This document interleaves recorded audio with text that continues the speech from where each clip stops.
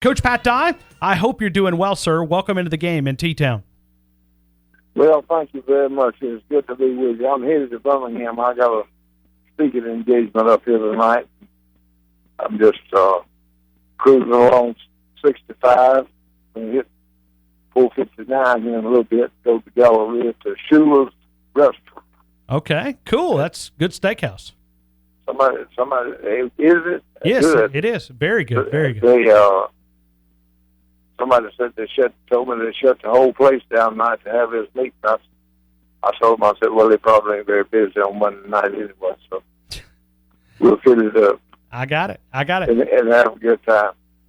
Hey, Coach, major topic of conversation here in Tuscaloosa is a sloppy performance by Alabama against Western Kentucky. I don't know if you had a chance to watch the game, but a lot of penalties, and offensive line maybe didn't do as much as Nick Saban and others would have liked, but did you have a chance to watch Alabama and Western Kentucky? Well, I tell you, what I would tell Alabama people is, they can gripe and complain and be concerned and whatever, but I can't think of anybody that I want more in charge than Coach Saban to correct what they did wrong. And, he's done a pretty good job over there. Looking at it from afar, and I wouldn't question how he does it or anything about it. Even he was upset, Coach. He said it was the most embarrassing. That's all right. And listen, that's part of his job, being upset when they don't play like he wants them to play. Now, if he accepted it, it would be highly unusual. I mean, if he accepted, what you call sloppy play without a reaction from it, then that wouldn't be the Coach Saban that I know. And so I don't think you got, I don't think you got anything to worry about that. I think you'll beat Mississippi by a couple of touchdowns. And I'll tell you one thing. I don't know about the penalties and stuff, but when Alabama goes to Oxford, they're gonna have the best players on both sides of the ball, and the only difference would be the quarterback position. And I don't think that Kelly can make up the difference. And it was last year. Is the great thing about what happened Saturday? It happened against Western Kentucky. It didn't happen against Ole Miss. You play like that against somebody that is capable of beating you. If you make some mistakes and you have one of those off days, that's when you get in trouble. They had an off day against somebody that wasn't good enough to beat them having an off day. So I think they'll be fine. I don't know. I look down at the schedule, and I think the quarterbacks will get better as time goes on. The offensive line's going to get better. They're already good enough on defense, and so they rank number one in the nation, and that's based on what I've seen across the country. That's where they belong. Coach, did you happen to see the discussion, or as Coach Saban called it, the butt chewing that he gave? Yeah, I saw it. What'd you think? Well, I thought it was appropriate. If that's what he had on his mind. Coach, I'm sorry. Go ahead. Did you not? Coach Saban is Coach Saban now. He let all that go on like that and didn't have a reaction. You say, what in the hell is wrong with the coach? All that, he's just being who he is. And I've done it. Little Coach Bryant fired me 5 or 6 times on the sideline. when I was coaching in Alabama. What would you say? What would you say when he would do it? I didn't say nothing. I went on coaching just the same thing Kiffin did. What are you going to say? You going to say, well, you ain't got the time, I'm going to quit now? Hell no. Well, I think part of it is I've went back and I've watched the replay, and Saban, he chewed him out, but then Kiffin popped back just a little bit. He said something. I don't know what was said, but a couple of words came out of there, and then Saban came back for more. So, well, Kiffin's a grown man, and I was just a young'un. When I got fired, I wasn't. And I tell you right now, I can guarantee you that Coach Saban don't want to lose Kiffin. Oh, sure, no doubt. Not right now in the middle of the season. No. I mean that he got to scramble. He's got to. Coach Saban hired Kiffin for the job that he's done and the job that he's capable of doing, and he knows that better than anybody. Oh, sure, no doubt. And he's not afraid to hire a high profile guy. He's not afraid to just like he hired the guy from Southern California. And that's I admire him for having the ability to do that. Number one, and the guts to do it, because when you hire somebody that's got some baggage, you got to be man enough to take the repercussions if it doesn't work out. You know what I'm saying? Sure, no doubt. And if you're scared, then you won't ever make that call. But look what Kiffin has done with the quarterbacks that he's coached. I mean, and so my hat's off to him. Let him go. All that makes good conversation for your show and papers and all of that. They're fine. Coach, have you ever gave one of those? Yeah. Okay. I have. I don't know. I wouldn't. I try to forget about the bad times and remember the good ones. Sure. They,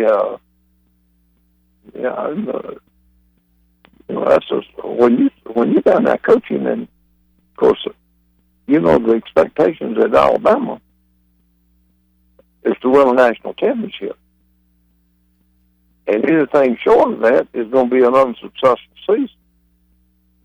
Now, there ain't many football teams in the country, or football programs in the country, that's got the pressure on him to do that every year.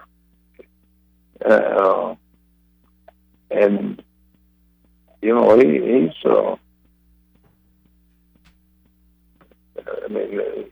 he's. You sit back and think, who wants to go down there? Who you think you could get to go down there and replace him and do a better job? Oh no, but nobody. Yeah, it's just Alabama fans and obviously Nick Saban was pretty upset. It was probably one of the most irritating press conferences. I mean, you could tell he was just very displeased with how his team performed and executed. And well, let me tell you something. That'll be a different Alabama team that takes the field in Oxford. He didn't do all that by accident. He knows what he's doing. I mean, if he was a young coach and just starting out and just trying to, it'd be different. But he's old and mature and experienced, and that's his personality. That's who he is. And it didn't just start. He's been that way, come along now. Back, he could tell you, I couldn't, but it's back in his, getting to where he is right now. There's probably been some times when something like that has backfired against him. I saw him slap a quarterback on the butt pretty hard one time, and it wasn't no out of board pat. It was get your ass in gear. Well, it turned out right for him. He turned into it turned out all right for the boy. I mean, sure. And I guarantee you, he's one of Coach Saban's biggest fans. No doubt. I can look back over my playing career, and the coaches that were the toughest on me is the ones that I loved the most when it was all said and done.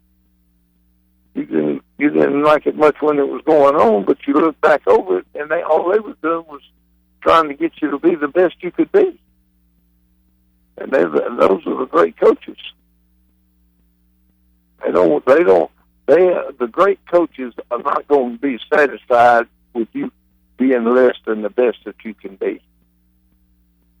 And that's who the great coaches are. And they have all kind of different ways of getting it out of it.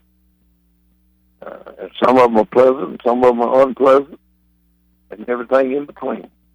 Coach, is it harder coming off of that 52-6? Because he talked about last week. He said it started in practice. They didn't have the mental energy last week. He pretty much said Monday and Tuesday was really off. But is it very difficult when you win a big game to grab their attention like 52-6, and then you've got a mid-major coming up in Western Kentucky? Well,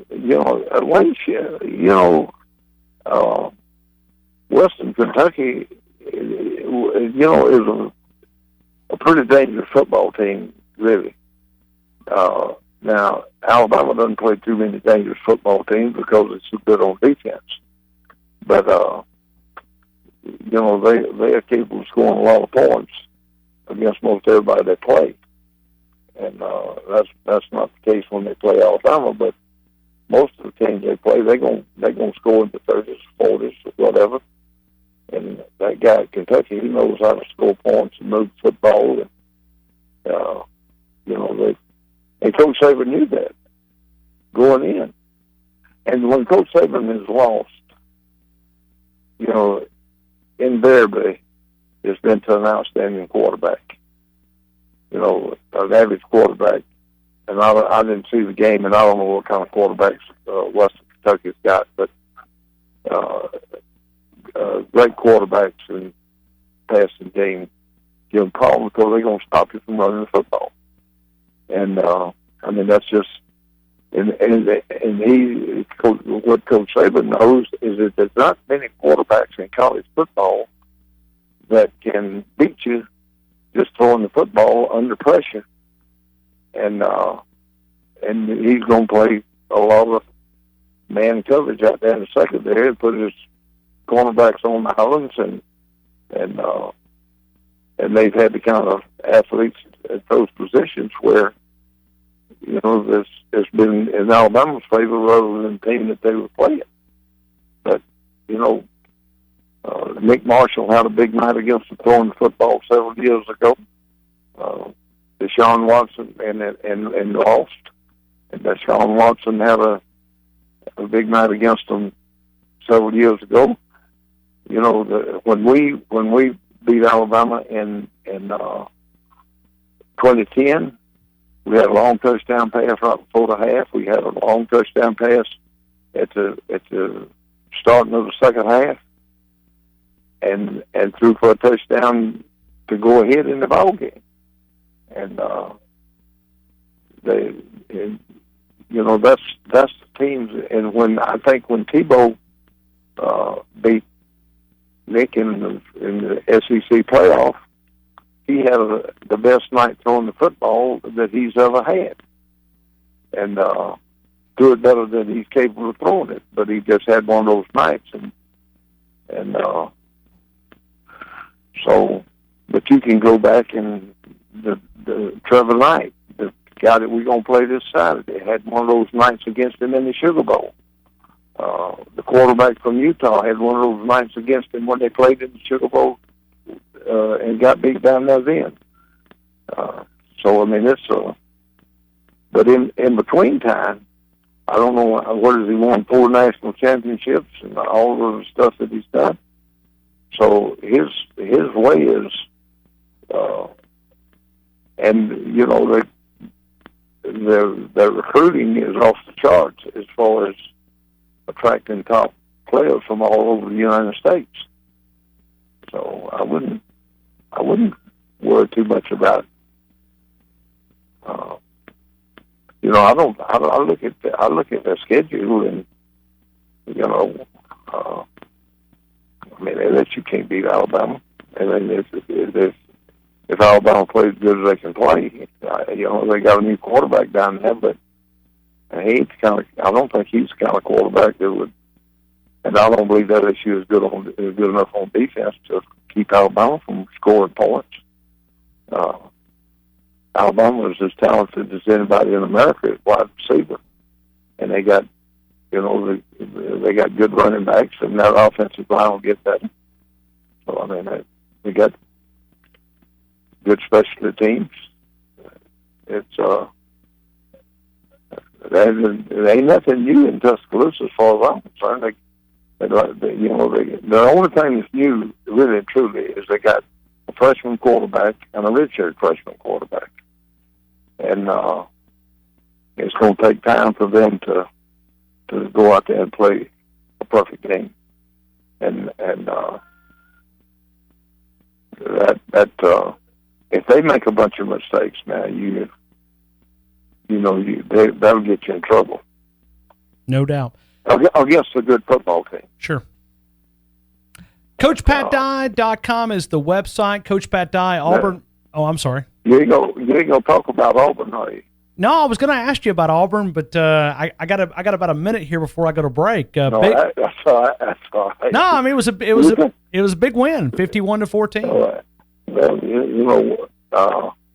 I think our quarterback came alive Saturday night and played about as good as any quarterback we've had in a long time. I compare it with a lot of the games that throws the ball better than Nick Marshall does. He's not a Nick Marshall running football, but he showed that he does have the ability to keep the chains moving running the football. So, and you got to be able to do all three things when Gus's offense. You got to be able to, run inside, and quarterback's got to be able to run it, and you got to be able to throw it if they line up there to stop your run. So, I'm encouraged by what I saw, and I think we got a really young, big offensive football team, and they're experienced in a lot of areas, and they're going to get better as the year goes on. Defensively, I think we're fine. So we'll see. We got a big test. This is a big football game for Auburn Saturday night against Texas A&M. It's a big game for Texas A&M too. And the unusual thing about this series is that we haven't beat Texas A&M in Auburn, and they haven't beat Auburn in College Station. So it'll be an interesting matchup.